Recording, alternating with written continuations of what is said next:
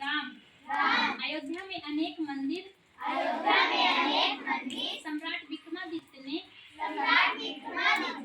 राम जन्मभूमि पर मंदिर बनवाया।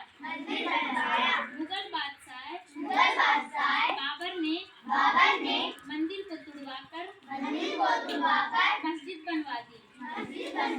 संघर्ष चलता रहा। स्वतंत्रता के बाद फिर से रामलला की मूर्ति स्थापित हुई।